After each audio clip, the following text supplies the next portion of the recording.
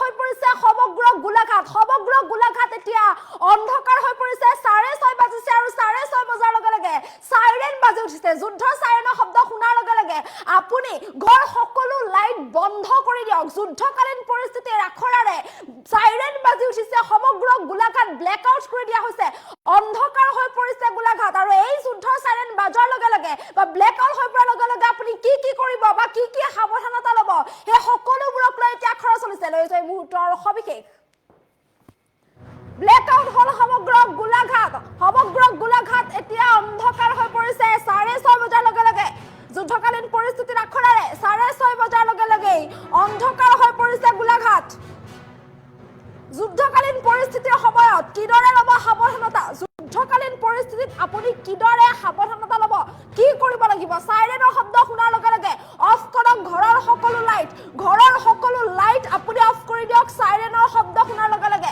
আতচবাজীৰ শব্দ বা জুই দেখি ভয় নাখাবলৈ ৰাজ্যক আহ্বান জনাইছে প্ৰশাসনে কেন্দ্ৰীয় গৃহ বিভাগৰ নিৰ্দেশত অসামৰিক প্ৰতিৰক্ষা বিভাগৰ বিশেষ মক ড্ৰিল আৰু 6:30 বজাৰ লগে লগে সাইৰেন বাজি উঠিছে আৰু ইয়াৰ লগে লগে সমগ্ৰ গোলাঘাট ব্লেক আউট হৈ পৰিছে সাইৰেন বাজি উঠাৰ লগে লগে গোলাঘাট ব্লেক আউট হৈ পৰিছে সাইৰেনৰ শব্দ শুনাৰ লগে লগে আপুনি আপোনাৰ ঘৰৰ সকলোবোৰ লাইট বন্ধ কৰি দিয়ক ব্লেক আউট কৰি দিয়ক সাইৰেনৰ শব্দ শুনাৰ লগে লগে সকলো লাইট বন্ধ কৰি দিয়ক লগতে আতচবাজি বা জুই যদি কৰবাত দেখা পায় আতচবাজি ফুটুৱা দেখিলে জুই দেখিলে আতংকিত নহব কিয়নো এতিয়া চলিছে যুদ্ধকালীন পৰিস্থিতিৰ বাবে বিশেষ আখৰা প্ৰতিৰক্ষা বিভাগৰ এই বিশেষ মক ড্ৰিল চলিছে যুদ্ধকালীন পৰিস্থিতিৰ সময়ত কিদৰে সাৱধানতা ল'ব যেতিয়া সাইৰেন বাজিলে কেনেধৰণৰ সাৱধানতা ল'ব আপুনি কি কৰিব লাগিব তাক লৈ চলিছে বিশেষ মক ড্ৰিল গতিকে এইখিনি সময়ছোৱাত আপুনি কি কৰিব এই সকলোক লৈ এই মক ড্ৰিল চলিছে গোলাঘাটত আজি 6:30 বজাৰ লগে লগে সাইৰেন বাজি উঠিছে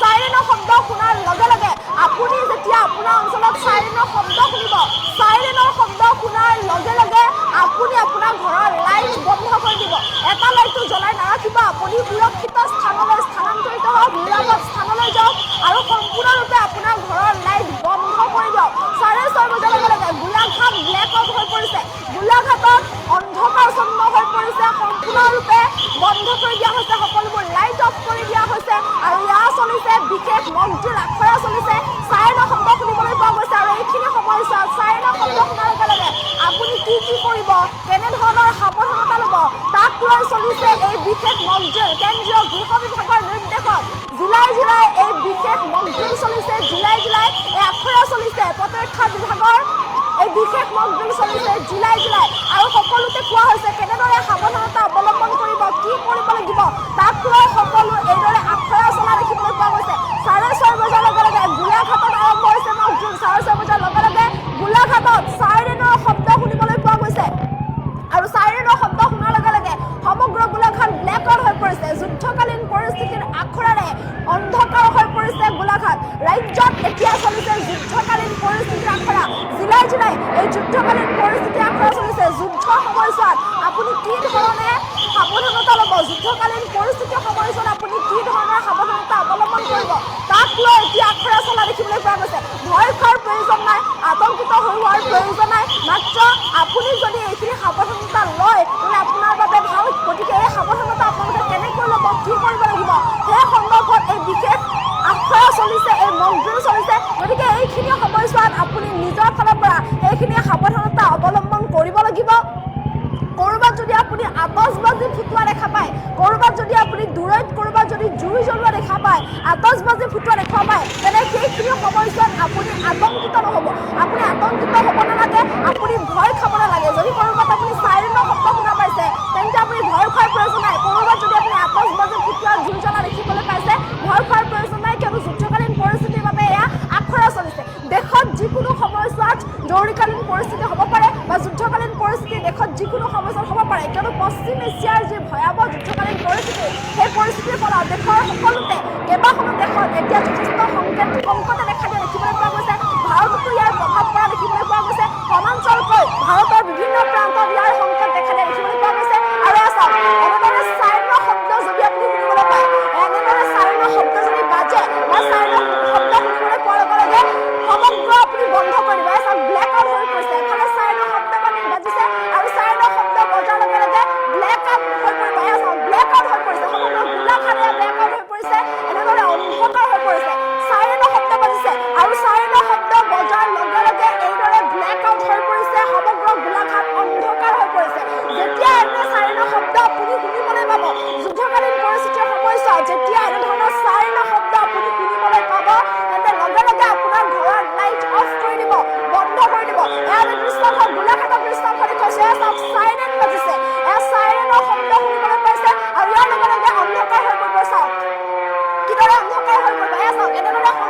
ব্লেক আউট হৈ পৰিছে, অন্ধকাৰ হৈ পৰিছে। যেতিয়া এই শব্দ আপুনি শুনিবলৈ পাব, এই চাইৰেনৰ শব্দ যেতিয়া আপুনি শুনিবলৈ পাব, এই চাইৰেনৰ শব্দ শুনাৰ লগে লগে আপুনি সম্পূৰ্ণৰূপে ঘৰৰ লাইট অফ কৰি দিব। আপোনাৰ সকলো ঘৰৰ প্ৰতিটো লাইট অফ কৰি দিব।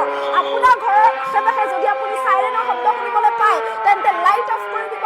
এইদৰে সম্পূৰ্ণৰূপে বন্ধ কৰি দিব। এয়া গোলাঘাটত বিশেষ মন্ত্ৰী চলিছে আৰু এনেদৰে সম্পূৰ্ণৰূপে অন্ধকাৰ চিহ্ন কৰি তোলা হৈছে। গোলাঘাট এক প্ৰকাৰ ব্লেক আউট হৈ পৰিছে। ৰাজ্যৰ প্ৰান্তে প্ৰান্তে আখৰা চলিছে, ৰাজ্যৰ প্ৰান্তে প্ৰান্তে এইদৰে জিলাই জিলাই এনেদৰে ব্লেক আউট হৈ পৰিছে। বিশেষ আখৰা চলিছে, মন্ত্ৰী চলিছে আৰু প্ৰায় সকলো জিলাতে এই মন্ত্ৰী চলি থকা দেখিবলৈ পোৱা গৈছে আৰু সকলোতে এনেদৰে চাইৰেনৰ শব্দ শুনিবলৈ পোৱা গৈছে। আৰু চাইৰেনৰ শব্দ শুনাৰ লগে লগে আপুনি ঘৰৰ সকলো লাইট অফ কৰি দিয়ক, লগে লগে বন্ধ কৰি দিয়ক। এয়া গোলাঘাটৰ দৃশ্যাংশ।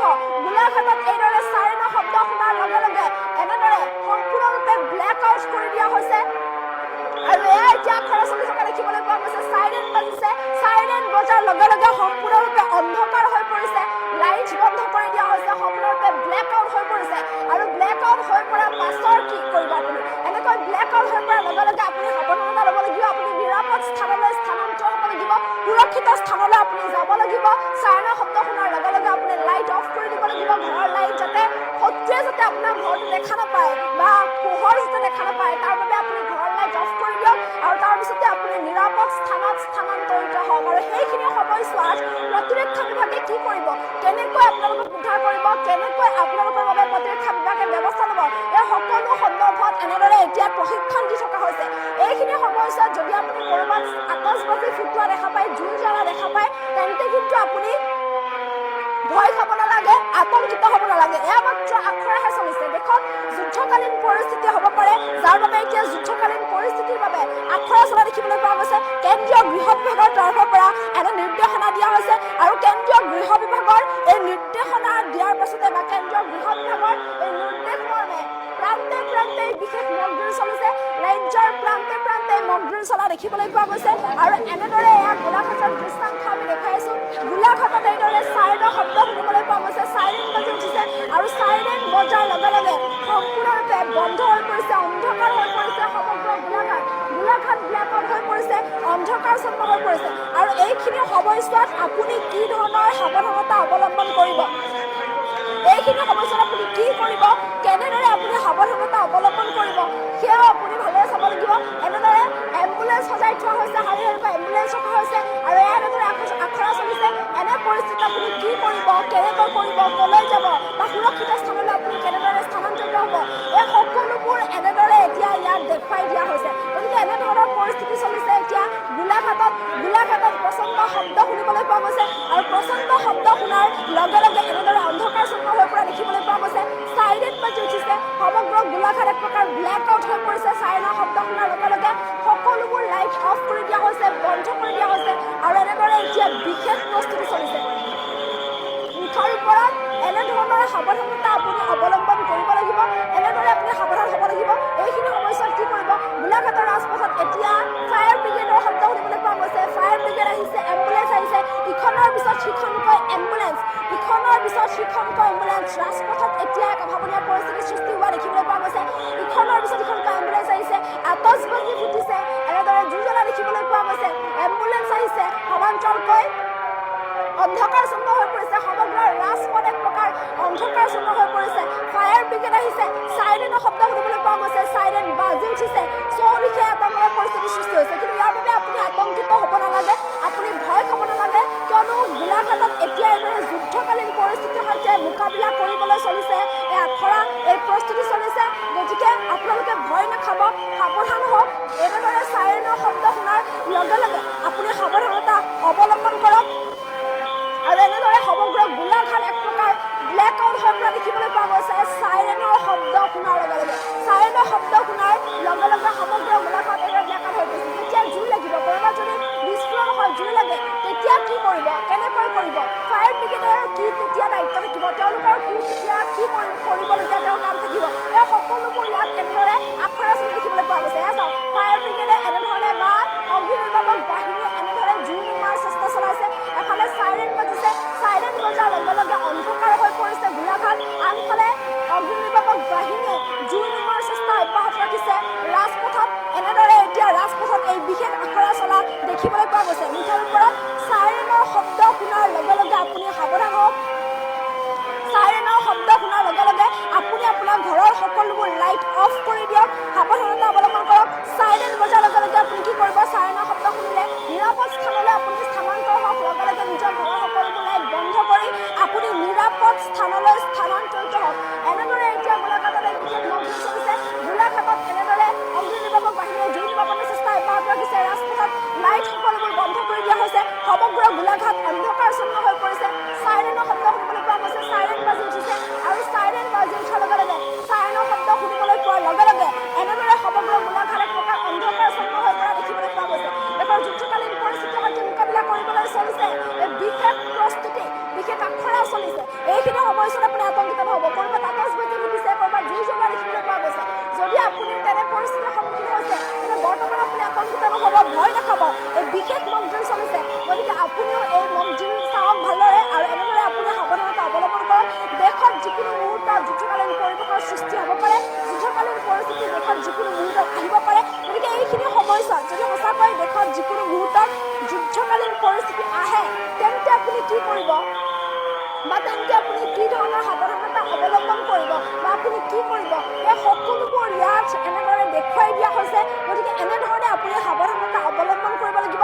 চাইৰেন বাজি উঠাৰ লগে লগে, চাইৰেনৰ শব্দ শুনিবলৈ পোৱাৰ লগে লগে আপুনি কি কৰিব, তাক লৈ আপুনি সাৱধানতা ল'ব লাগিব। সমগ্ৰ গোলাঘাট এক প্ৰকাৰ ব্লেকআউট হৈ পৰা দেখিবলৈ পোৱা গৈছে। চাইৰেনৰ শব্দ শুনাৰ লগে লগে গোলাঘাট এনেদৰে অন্ধকাৰচ্ছন্ন হৈ পৰা দেখিবলৈ পোৱা গৈছে আৰু লগে লগে ঘৰৰ সকলোবোৰ লাইট অফ কৰি দিয়া হৈছে, বন্ধ কৰি দিয়া হৈছে। এই বিশেষ আখৰা চলিছে।